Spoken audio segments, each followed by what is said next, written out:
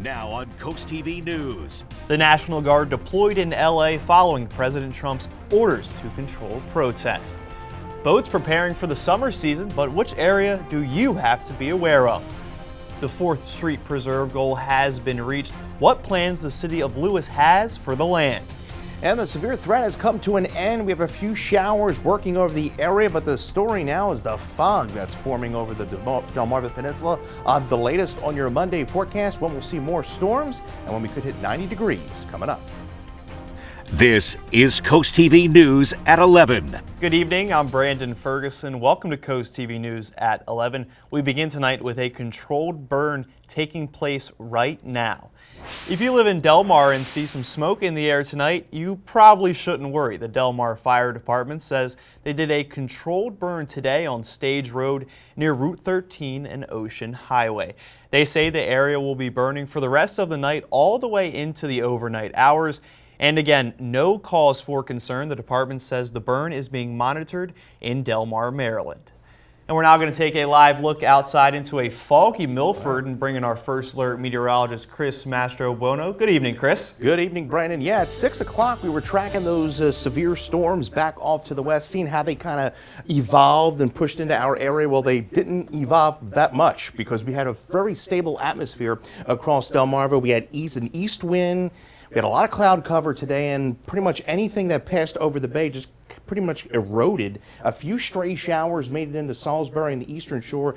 This cell's pretty much been virtually stationary over the last hour, may make it over to the bay into Accomack County, but this whole area of low pressure is lifting up to the northeast, and all this moisture is pushing up to the northeast as well. So we'll begin to dry out. We'll see a few stray showers here over the next few hours. But yes, Ocean City has been socked in the fog. It started just earlier this evening. You could see that temperature and dew point nearly the same, and that creates that fog in the atmosphere, and visibilities are down to nearly 3/4 of a mile throughout much of the coastline, and you could see the fog beginning to push inland. 2.5 mile visibility in Georgetown. We're down to 5 miles in Salisbury. You can see dense marine fog advisory up through 2 for the Delaware coast. We could see that fog hang on a bit longer come tomorrow morning.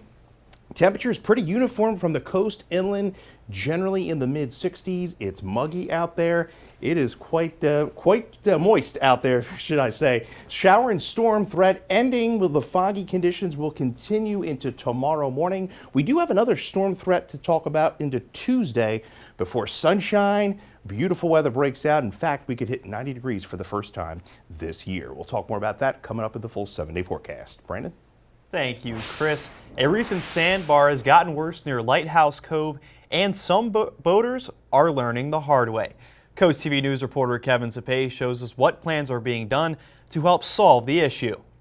Andy Stack and Ken Ambrose live in South Bethany and loves cruising out into the water and heading down to Ocean City. But a growing sandbar near the Fenwick Island ditch has caused problems for boaters, making it harder for them to cruise by. And while Stack found his way past, it appeared to be 2 inches of water. And I stayed further over to where I know the green channel markers are, even though they were missing. Ambrose, not so much. A neighbor over here, he was stuck. He was trying to pull out another boat that was stuck. According to Stack, the sandbar has shifted, and certain marks to help boaters sail through the shallow parts are missing. Could be because of the storms or people hit them more at night. Who knows? CoastTV spoke with Captain Nicholas Couch, who works for DENREC, and says they plan to take immediate action. We plan to extend the slow no wake zone to the north into the Little Asplundh Bay until we can get new buoys set to mark the channel exactly as it should be. For people looking to take their boat out right now, Gavin Gray, a jet ski guide right next to the sandbar, explains ways you can prevent getting stuck. Google Maps is a good tool for that. You can go around Google Maps and see the satellite images, and it's a pretty good indicator. If you see like a lighter area in the water that looks like sand, it's probably a sandbar. You want to stay clear of those areas. Now, although Stack does appreciate DENREC's quick response to this, he hopes to someday see this area dredged and says that would be the safest option for boaters. I'm Kevin Zapay in Selbyville, CoastTV News. On Friday, Moms Demand Action took to the Rehoboth Beach Boardwalk to raise awareness of gun violence. There were guest speakers, music, and a memory board showing survivors and loved ones. The message hits close to home for Sherry Walker, who lost her granddaughter's husband to gun violence. No family should have to go through this just because people can get guns so easily in this country. It's a loss to our family, to many, many friends of a wonderful young man. According to the organization, on average, 123 people in Delaware die annually from gun injuries. We have an update on the story. Delaware State Police say Mary O'Brien was the 74-year-old woman who died in a Milton crash on Friday. Here is what DSP says happened. A Ford Bronco passed a stop sign and into the path of a Sussex County EMS Suburban, which had lights and sirens on. The Bronco was hit on its passenger side, spinning into a tree. The driver of the Bronco, Mary O'Brien, was taken to the hospital where she later died. The paramedic driving the SUV was brought to the hospital with non-life-threatening injuries. The city of Lewis has reached its $8 million fundraising goal to purchase the 4th Street Preserve 3 months ahead of the deadline. The 30-acre property, a rare forest in the heart of Lewis, will now be restored into a public nature preserve with trails, new plantings, and wetland areas. City leaders say the next phase will focus on site restoration thanks to hundreds of donors, including foundations, the state, and over 1,300 locals. The city will officially acquire the land soon, with plans to make it a model for urban forests across Delaware. Big tents are now banned in Ocean City. The town says the new rules will take effect immediately. Baby tents are still allowed, but all other tents and unattended canopies are set up before 10 a.m. are banned. The rules also require at least 3 feet of space between canopies and prohibit anchors or stakes that extend beyond the canopy's edge. In Selbyville, leaders are looking to formalize a ban on short-term rentals. Officials say it would target rentals of less than 1 year within town limits. The current code does not explicitly prohibit short-term rentals. Neighbors we spoke with shared mixed opinions on the proposal. I think it'll benefit business to have people come and stay at the rentals because they're not locals. You know, locals from around that way, you know, we're not paying the high ticket prices other, areas. If you have people that are buying, they're going to be more secure and more permanent, and they pay taxes. Selbyville town leaders are looking to hold a public hearing over the proposal on July 7th. A Milton's Woman childhood hobby is now being used to help the homeless. Terry Morrison has gardens in her backyard and is still planting more. She says everything will go to the shepherd's office in Georgetown. I grew up with a financially disadvantaged family, and my grandpa taught me how to garden. So what we want to do here is to provide for people that maybe right now they can't provide for themselves. Morrison says she's already planted tomatoes, blueberries, and even catnip, and says she plans to plant even more in the weeks ahead. In the shadow of the Lincoln Memorial, hundreds gathered to voice their support for human rights. On the final day of the World Pride 2025, LGBTQ+ community members, allies, and activists held to the international rally and march on Washington today. The rally and march comes a day after the parade through the nation's capital. Organizers say the goal is to rally against hate while being a part of the fabric of freedom, which is this year's World Pride theme. On your screen now are images out of Los Angeles tonight. Hundreds of National Guard troops now on the ground deployed by President Trump, even though state leaders say they did not ask for them and do not want them there. Steve Patterson is on the ground and shows us more. Tonight, protesters and law enforcement officials squaring off after days of raids, riots, and demonstrations. And a rare move by President Trump, mobilizing 2,000 California National Guard troops against the will of the state's governor. Overnight, another major flashpoint in front of the federal detention center where undocumented immigrants captured by ICE are being held. In nearby Compton, chaos. Protests there dissolving into lawlessness, demonstrators upending roadblocks, setting off fireworks, while a small group of looters broke into a gas station. These protests followed a day of skirmishes between authorities and protesters outside of a Home Depot. Law enforcement firing tear gas and non-lethal rounds into several crowds. I couldn't see who was shooting, but they were trying to aim like right at me, which is like it's very scary. Sheriff Robert Luna saying his deputies only acted as peacekeepers and didn't assist with any federal action. We will protect your right to peacefully protest, but we cannot and will not tolerate violence or destruction of property. Today, Governor Gavin Newsom accused President Trump of attempting to manufacture a crisis by mobilizing the National Guard, adding he's hoping for chaos so he can justify more crackdowns, more fear, more control. Trump's border czar, Tom Homan, defended the move to NBC's Jacob Soboroff and says about 150 undocumented immigrants have been detained in the last few days. But not just to protect the law enforcement, to protect the general public. If Democratic leaders want to turn their back on public safety, they can. Tonight, tensions reaching a boiling point as more troops hit the ground. Maryland Attorney General Anthony Brown released a statement tonight responding to President Trump deploying those National Guard troops, saying in part, quote, "This is not a good faith effort to preserve law and order. It is a calculated move to intimidate Americans who dare to speak out," end quote. Nearly 24 people were rescued from a boat fire in the Bronx last night. The fire on the 44-foot Cuddy Cabin boat was reported at around 8 p.m. last night. The New York Fire Department said 3 people were pulled out of the water by Marine units. 19 others managed to swim to the shore on Hart Island and were taken to the hospital. Of the 22 people injured, 1 person was reported to be in critical condition. The cause of the boat fire is still under investigation, but officials have arrested the captain of the vessel and charged him with driving while intoxicated and reckless endangerment. Israel's military says it has found the body of the head of Hamas in an underground tunnel beneath a hospital in Gaza. Today, Israeli Defense Forces invited journalists for a tour of a tunnel under the European hospital, where they say they found the body of Mohammed Sinwar, the head of Hamas, who Israel says was killed last month. The body, they say, was found in a room under the hospital's emergency room. Israeli Prime Minister Benjamin Netanyahu announced last month that Sinwar had been killed, but the Israeli military says his DNA now proves beyond doubt it was him. Coming up tomorrow on CoastTV News, Millsboro students shared what they learned in class, and now they presented it in 2 languages. Summer shakeup in Rehoboth Beach extends hotel demolitions despite a seasonal ban.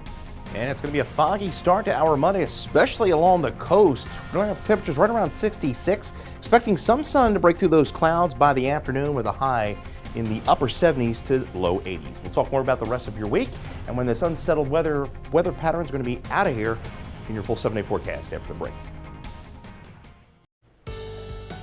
Well, we dealt with a lot of cloud cover today, especially if you were in Rehoboth Beach, along the Delaware coast, throughout much of Sussex County. We had a persistent east wind, high of only 70 in Georgetown, 72 in Ocean City, yet we were at 79 in Salisbury and 79 in Cambridge. That cloud cover actually helped us kind of limit any severe weather we would have seen today. It kind of pushed mainly off to our west. 66 right now in Salisbury. The dew point is 66, and when you get the temperature and dew point virtually identical, that is when you begin to get that fog to form, and that's exactly what we're seeing across the area. We're at 65 in Rehoboth, 66 Long Neck, 66 in Milton, and we're at 65 in Harrington. Dew points right now are generally in the mid to upper 60s, and we are seeing that fog pretty strong there along coastal Delaware down through Ocean City. 3/4 of a mile visibility, and that's beginning to work inland as well, and that's pretty much going to be with us most of the overnight. In fact, that has prompted the National Weather Service to issue a dense marine fog advisory. That's up through 2 o'clock tomorrow for the Delaware coast. Could see that fog, kind of that marine layer, hang on a bit longer through the morning tomorrow. A few scattered showers right now, areas of drizzle, not a whole lot going on. We had that strong cell across basically kind of fizzle out, not even make it over the bay, but can't rule out a stray shower or rumble of thunder here over the next few hours, and then that's pretty much going to be it as this area of low pressure pushes off to the northeast. This cold front across portions of the Midwest, that we're going to be dealing with that as we go into Tuesday. So there's the rest of the shower activity pulling out of the area. We're socked in the cloud cover tomorrow morning, but I do think we'll see some breaks in those clouds by the afternoon. 65 for your overnight low. Another mild and muggy night with that fog to start for our Monday. We do see storms roll back into the fold Tuesday with a cold front, and then we welcome back sunny skies. Temperatures in the 80s. In fact, we could make a run at 90 degrees by Thursday. So temperatures are going to kind of vary upon where you're at tomorrow. Cooler along the Delaware coast, 73, but further inland, I think many areas are going to be right around 80 degrees, especially across the eastern shore. 80 in Cambridge, 82 Salisbury, 80 in Crisfield, 78 in Ocean City. Can't even rule out a spotty shower later on in the afternoon tomorrow, especially along the eastern shore. It's not going to be a widespread event, and then the clouds roll back Tuesday. Could see a few morning showers Tuesday, and then another round with the front Tuesday afternoon, and then, as I mentioned, plenty of sunshine by midweek as that heat builds in. Now, the Storm Prediction Center has a marginal risk for the entire area, 1 out of 5, with a damaging wind being the primary threat. So we'll watch the way that evolves into Tuesday, but it's a quick hitting system. We clear things out, high pressure builds in, and yes, we get a bit of a break from the humidity. You think Wednesday. Wednesday's probably the pick of the week if you don't like humidity, because we're going to be right back up with the humidity as we go into Thursday and Friday, feeling like summer, near 90 Friday, and then we stay a bit unsettled for the dads for Saturday and Sunday with temperatures in the upper 70s. Thank you, Chris. Demolition work will continue on the Rehoboth Beach Boardwalk until the end of June. The city granted a second extension to the contractors at the One Rehoboth development site. The city says that's because as crews removed the beach store at the front of the former Sirocco Motel, they discovered the building's structural integrity was compromised. Now, as Coast TV News reporter Emma Aiken shows us, crews are working to remove the structure safely and quickly. Demolition continues on the One Rehoboth development site on the boardwalk. It certainly is ugly. The city is allowing it until June 27th due to safety concerns. Local Beverly Billingsley says the timing of the demolition, which began in late April, was poor to begin with. I don't know what the city council was thinking when they decided to allow this to happen during the high season, because it certainly is not very pretty.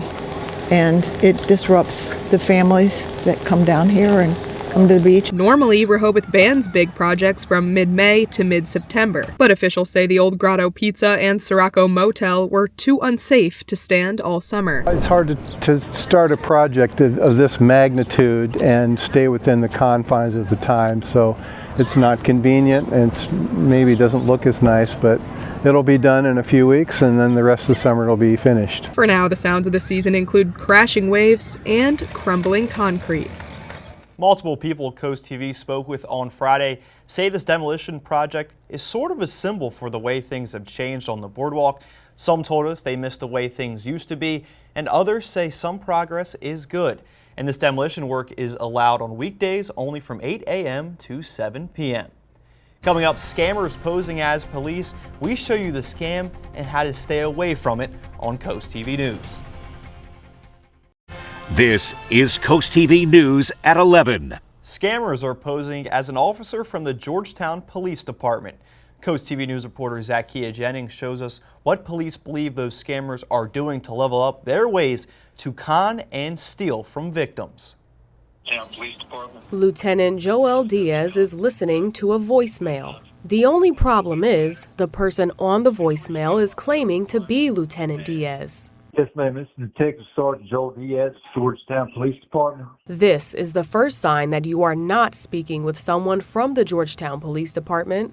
Joel Diaz was promoted to lieutenant 3 years ago.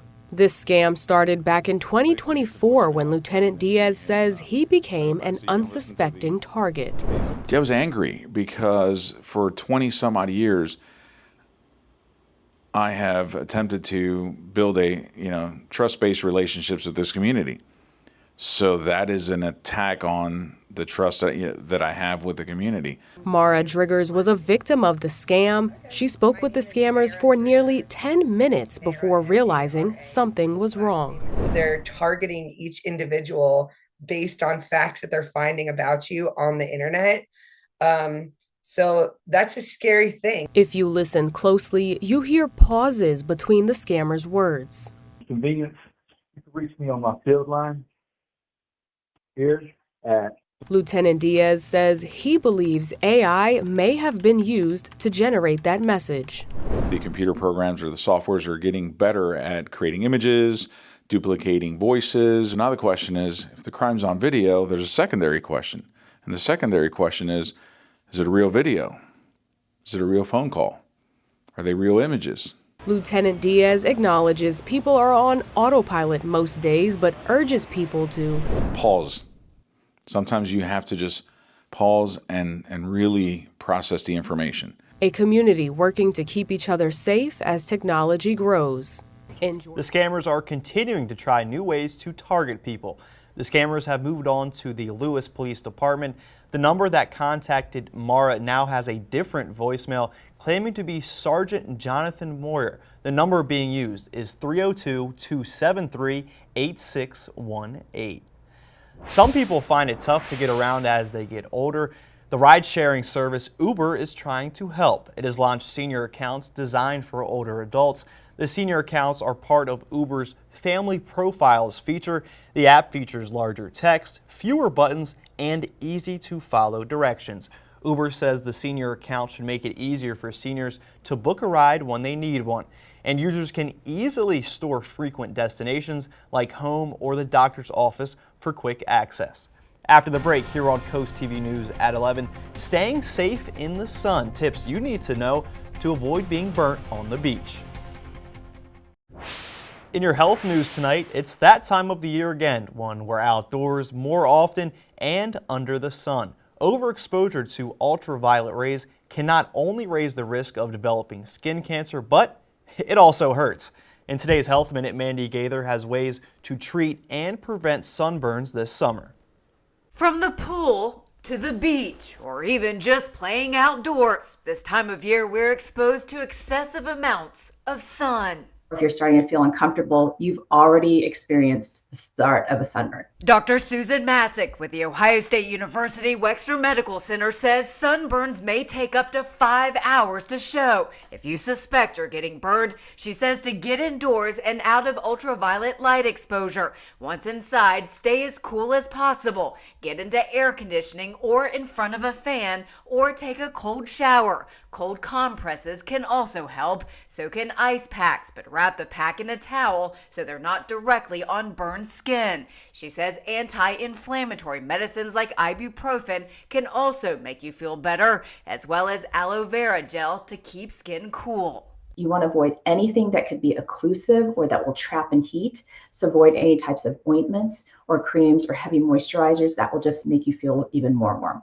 Since excessive UV ray exposure also raises the risk of skin cancer, Masick says it's best to avoid sunburns altogether. You can wear ultraviolet protection factor or UPF clothing, rash guards, swimsuits, and wide-brimmed hats, or apply a broad spectrum sunscreen about 15 minutes before heading outdoors so it has time to absorb, and reapply every 2 to 3 hours. But certainly if you find that you're perspiring or sweating or swimming, you may want to reapply sooner. For Health Minute, I'm Mandy Gaither. If you do get severe sunburn and have significant blisters, difficulty staying hydrated, or have a lot of pain, Masick says it's time to see a doctor to seek evaluation. More than half of Americans are concerned about proposed Medicaid cuts. That's according to a poll released Friday by a nonpartisan health research group. The poll by KFF shows a majority of Americans have fear the House's GOP's sweeping economic package will hurt their family's ability to obtain and afford health care. While 1/3 of Republicans polled voiced concern about the legislation having a negative impact on their families, the bill would add more restrictions to Medicaid, including work requirements and checking enrollees' eligibility more often. There's a major egg recall sparked by salmonella. The August Egg Company is recalling nearly 2 million cartons of brown eggs after dozens of people became sick across several states, including California, Nevada, and Arizona. The eggs have sell-by dates ranging from March 4th to June 19th and were sold mostly in Safeway and Walmart stores. in 9 states. So far, the outbreak has sickened 79 people, with at least 21 who are hospitalized. No deaths have been reported. After the break, here on Coast TV News at 11, as we take a look into Salisbury, we have a final check on your forecast. Each Friday, you can cheer up with a weekly dose of local good news from Coast TV. It's full of features, cool things to do each weekend, and more. You can sign up now for our Feel Good Friday newsletter at coasttv.com/signup. If you're looking for a sweet way to cool down this summer, McDonald's has something new that might just hit the spot. McDonald's is bringing a campfire vibe to the dessert menu with a new Hershey's S'mores McFlurry. You can get it starting in just 2 days at participating McDonald's locations. And we just got breaking news. Chris has never had a McFlurry, and one of our producers hasn't either. Chris, you're going to have to explain yourself. It is true. It is true. Brandon almost fell out of his chair when I told him I never had a McFlurry. But I'm all for that one. I'm a big s'mores guy, so I think I'll definitely try that one. We have a few stray showers that are passing over the area. The severe threat has come to an end. We are going to see plenty of fog to start the day tomorrow, especially along the Delaware coast, but I think we warm up nicely. I think we'll see some breaks in the clouds, some sunshine by the afternoon, with temperatures topping out in the upper 70s to lower 80s away from the coast. You can get your forecast anytime by dialing our First Alert weather phone, and your 10-day forecast shows 80 tomorrow. Could see a late shower across the eastern shore. Better chance of showers and storms Tuesday, some gusty storms with the passage of a cold front. And plenty of McFlurries to go around by the end of the week, Brandon. 89 Thursday, 90 on Friday, and hopefully we'll keep the rain at bay for the dads on Sunday. Well, Chris, when it gets 90 out, that's the perfect degrees for a McFlurry. Thank you for joining us here for Coast TV News at 11. For more news and local weather, download our Coast TV News app. We'll see you in just a few hours for Coast TV News today, starting at 5 a.m. Have a great night.